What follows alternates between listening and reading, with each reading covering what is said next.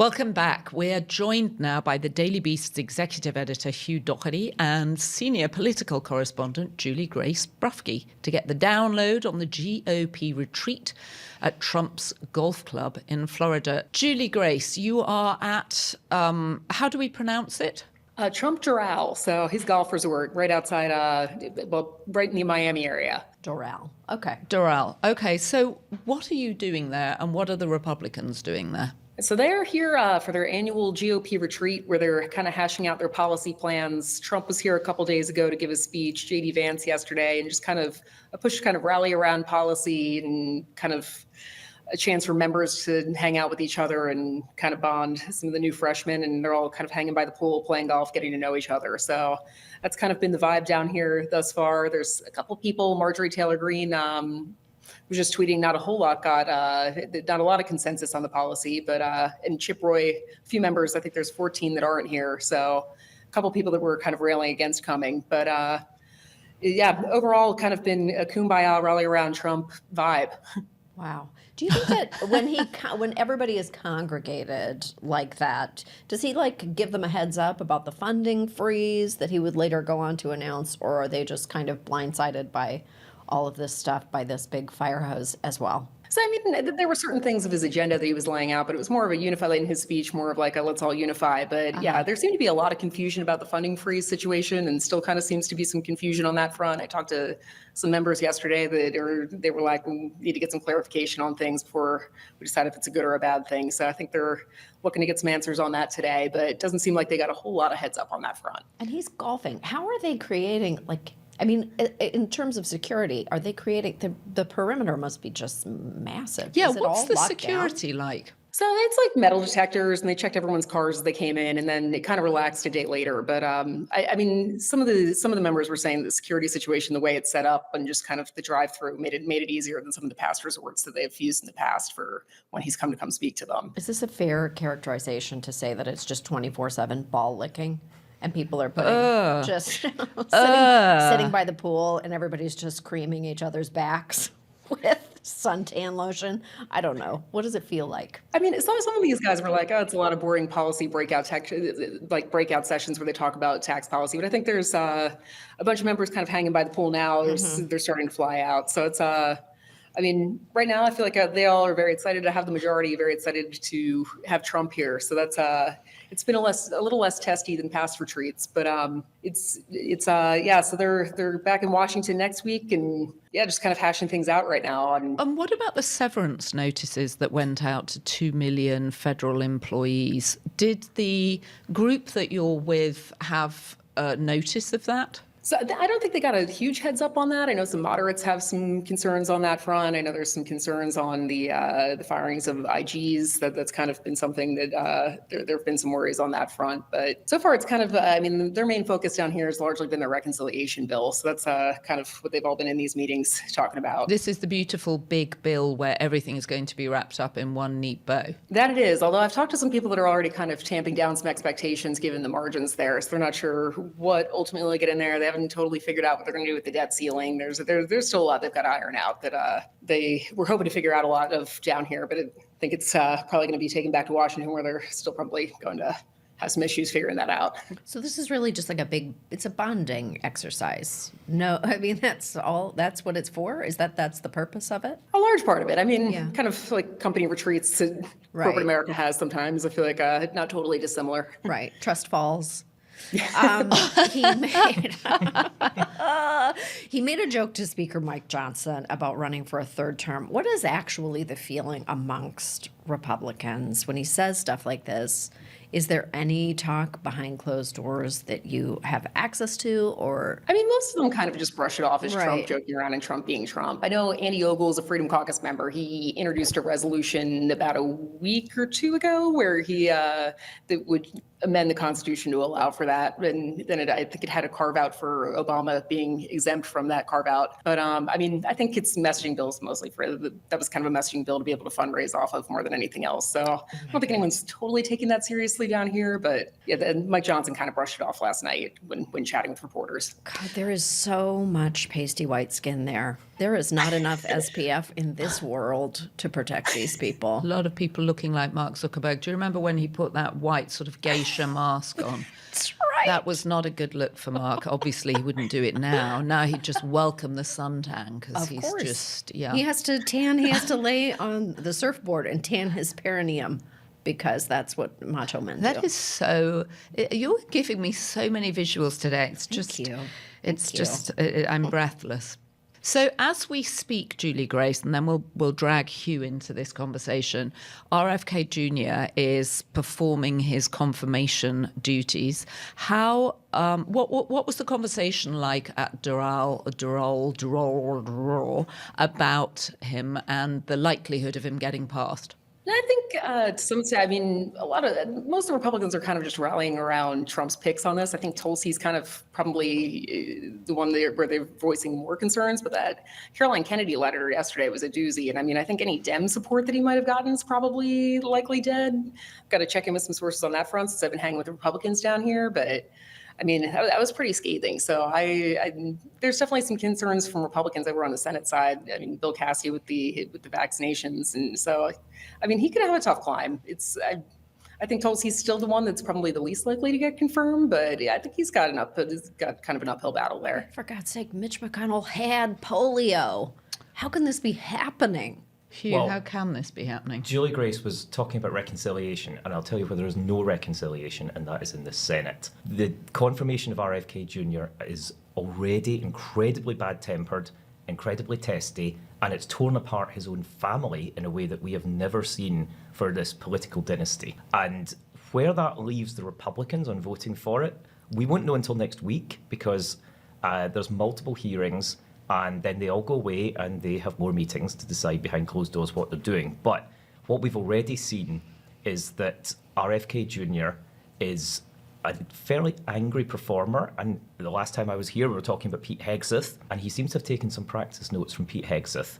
He's facing down the Democrats, but the Democrats this time are really going after him. And we're in for, I think, probably 48 hours of incredible drama in the Senate with finger pointing, with anger, and with claim and counterclaim about the safety of vaccines. So can we just talk about how we got here to a place where a conspiracy theorist about vaccines who gets paid by the anti-vaccine lobby, who is part of a lawsuit against Merck that he's not going to give up his potential financial gains from, even if he is chosen as the Cabinet Secretary for Health and Human Services. How did we get to this point where he is a viable candidate? Wow. How many hours do you have, Joanna? I think maybe we should start by putting Donald Trump on the couch. Donald Trump is peak boomer. He's 78, and he grew up with the Kennedys as the most glamorous, the American royal family, and Trump has long aspired to be a Kennedy in some ways. And here is a Kennedy who has come to him and offered himself as part of the legend of Camelot. The runt with a of the Trump Kennedy litter. crossover. Runt of the Kennedy litter, certainly. He maybe the runt. He may have put the litters in the blender. We have learned a whole lot about RFK Jr. from his family, but what really propelled him wasn't just the glamour of his tragic father and his tragic uncle. It was the money of Google. And here's a whole other aspect of this story, that RFK Jr. ran for the White House in a very improbable way, but he had behind him money from Nicole Shanahan. She is a former wife of one of the tech kings, Sergey Brin. She's got at least $1 billion. It's actually unclear how rich she is. We know, we think we know that there's at least $1 billion. She's prepared to spend it on her causes, and she aligned with RFK Jr. Because he chose her as his vice presidential pick, right? He went out and found her. He found a source of money, and he has been riding that ever since. And she's still in the picture. Mm-hmm. She's making her own dramatic intervention on, of course, social media to say that if anybody votes against RFK Jr., she will fund challenges to them. And that's no idle threat. She's got a lot of money to burn. And I'm particularly fascinated by her because, in fact, she met Sergey Brin, the co-founder of Google, when she was on her bachelorette party, getting married to someone else. 27 days after they got married, the marriage ended. She then married Sergey Brin, had a brief affair with Elon Musk, and which caused the divorce, and then got, I think, $800 million in the divorce settlement. Right, it's incredibly wealthy divorcee. And of course, what we don't know since is how she's invested that money. So given what the markets are like, it's probably worth a lot more. Well, and I think it was in Google stock or Alphabet stock. Well, it's a good bet that she's got a lot more money. And she is an outspoken backer of RFK Jr. And she is one of the group of people that have coalesced around RFK Jr. He's spoken about these crunchy health moms who have decided that bad food and vaccine fears overlap. And many medical experts are really gravely concerned here because there are valid criticisms about what we're eating, but they're being mixed up with absolutely untrue criticisms about vaccine safety. And to be clear, he did vaccinate his own children. And that was one of the very first questions the Democrats were keen to ask him. But he got in there first and said it in his statement in an attempt to kind of take the heat out of it. The Democrats are really going to go after him for the next possibly 4 years if he is confirmed as a hypocrite. They're asking him about abortion, and that's a real problem for Republicans. Right, right. Just before we started talking about this, I looked at updates on my phone, and what the headline was, he seems to have no understanding of Medicare and Medicaid. Which is critical. That is the job. So that's an interesting headline. He has some understanding of one crucial thing for Trump, how to perform on TV. And for people who remember the Kennedys from the 60s, as Trump does, there's something weird and creepy about looking at what RFK himself might have looked like if he had made it to 70. You have to remember, RFK Jr. is way older than his father was when he died. So we're getting a kind of time-traveling glimpse with the assistance of some testosterone implants as well that is giving us a weird look at an alternate universe of Camelot. It's extraordinary analysis, amazing actually. And you're right in the way that Trump presents his family. I mean, I am fascinated by those big Trump family photos because he's got, 3 wives? He's had all sorts of children. Well, not all sorts. He's got, 4? He has 5 children. 5 children, of course, Barron and Tiffany, and then the 3 with Ivana. But you can see the impact on him from those extraordinary Camelot images. And he's stolen the imagery. He's been very open about that, about using the idea of the big family, the clan. What the other alternate universe that we've been presented with, though, is that this Kennedy family have been absolutely fractured by this. They're torn apart. Bobby Kennedy Jr. or Bobby Kennedy III is behind his father. Kik Kennedy, again named after a previous Kennedy, is also behind her father. But on the other side, his cousin, Caroline Kennedy, the only surviving child of President John F. Kennedy, is vehemently opposed to him and has exposed incredible secrets that this most chronicled family in America still had managed to keep in the dark. And to see that happening, it might be a warning to Trump about what happens in extended political families, but it's given everybody in America an incredible insight into the troubles of the Kennedy dynasty. And whether that is going to derail his confirmation, we're still waiting to find out. The Republicans who are shaky aren't going to say. But what it is going to do is hang a big shadow over the next 4 years of his life. I don't even know what to say about this. I'm so distressed about these hearings. I am so distressed that anybody could take this person seriously. I just don't even know what to say. Well, and as you said earlier, I mean, if his name weren't Kennedy, he wouldn't be there at all. And the idea that you can sort of reject the science that you want to reject, it's just crazy. I want there to be a vaccine against RFK Jr. It seems like, for me, as you're... He would take it.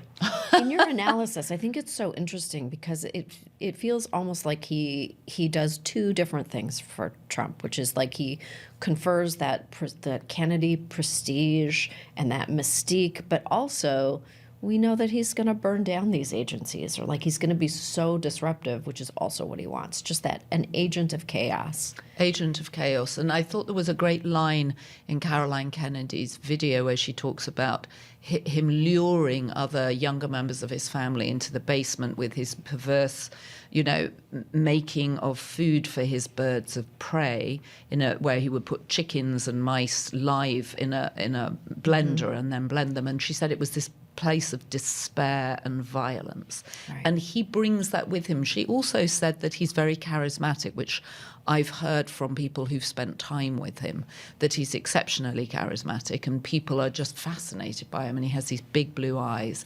And you're right, it's the eerie sense of seeing what his father might have looked like had he lived to be president or a politician. And one thing that he's done very effectively, and this maybe speaks to that analysis that his cousin offered about being charismatic, is he immediately, when he started these hearings, said that he is a recovering addict. And that's an attempt, obviously, to take away some of the really bad aspects of his life that Caroline Kennedy spoke to. She said that he had led his brothers and cousins into despair and addiction. And we all know the scale of tragedy that has hit the Kennedy family, the scale of death from drugs, that he lost a brother, he lost another brother who was an alcoholic and in recovery when he skied into a tree. His other cousin was convicted and then exonerated of the murder of a 15-year-old girl. Caroline Kennedy put all those tragedies at his feet, but he performed, for those who support him, this charismatic turnaround of saying, I am in recovery and I go to meetings every day. Well, how's he going to have time to go to meetings every day? I mean, what was it that Elizabeth Warren said about Hegsed's confirmation hearing, that it was the first time she'd heard that sense of, what is it when you have you just have a complete change of heart and your life Confirmation changes. conversion. That's right, confirmation conversion, thank you. And I think we're definitely seeing one of those on vaccines from RFK Jr. He's trying to say, I'm not anti-vax, I was just asking questions. But he was paid by anti-vaccine lobbies, right? He was, and he retains an interest in that, in those settlements, and he's declared that he is going to keep that, which, of course, Democrats and the medical establishment say is a massive conflict of interest. And here's the crazy thing. There are so many people that could run that agency that would have been an easy pick for Trump. This would not have been difficult. Why are we stumbling over someone like this? This is a big question for the Trump movement. One of the people asking the questions is called Bill Cassidy, and he's a doctor, he's a Republican senator, he is a hardcore conservative, and he is also in favour of vaccines. And there are people who say he was eminently qualified to take this job. But he had voted to impeach Trump in 2021. And often with Trump, the personal is the political. We see the effects of policy, but really it's all about personality. Bobby Kennedy went on stage and spoke in favour of Trump and endorsed him. And that for Trump is really what matters. And Kennedy himself said that he's been on his knees praying for the last 20 years for a job that would make his agenda possible. So it looks like Trump answered his prayers, and now we've got to see if we all have to pray for our own medical safety. God, there's so much danger in big blue eyes. People are much too trusting of big blue eyes, and you both have them, and that's why I trust you more than I don't have blue eyes. My eyes are green. Oh. Just saying. I do have blue Hugh's eyes, got and I'm huge trustworthy. blue eyes. Yeah, it's a lot. I'm not a Kennedy, though, Sam, so you can relax. Okay, thank you. And I've never put small animals in a blender. It's such a sign that of someone torturing animals like that for his bird of prey. And as Caroline Kennedy said, he is himself a predator. Yeah. Well, we're going to see in the next few days if he's predator or prey for the Democrats. My goodness. And why is it taking so long for this to get confirmed? Because you said we won't know until next week. He has to have 2 hearings in front of different committees. Those committees should reach a consensus. They then go and have another meeting to vote on it. And also there's just a tidal wave of people that they've got to confirm. So there's only 100 senators and there's a lot of nominees. So today, tomorrow, the next day, if you're a senator, your diary just says confirmation, confirmation, confirmation. Right. And the cast of characters that's on your diary includes not just RFK Jr., but Tulsi Gabbard and Kash Patel. Kash Patel. And then a host of more minor figures that we'll only begin to hear about in the next weeks and months. So this show is going to run and run. Juliegrace, you're still at the Doral Hotel. Thank you for staying with us. I have one question for you. Do you have any sense that the food at the Trump Hotel where you're staying, or where the Republicans are staying, do you think there's been any healthy additions to the menu because of RFK's influence? I don't think so. I mean, like the pool menu's been largely like salads, fish tacos, and then it's like a BLT steakhouse. So, and then there's a grill. It's kind of like country club golf food. Country club golf food. Country And club. blended small chicken. And Blended yes. chicken. I'll never, ever have a smoothie again. A mouse milkshake. I'm glad your cleanse is over, Joanna. Well, Sam had a sausage cleanse. Juliegrace, thank you for joining us. Thanks for having me. Yeah, we'll talk to you again soon.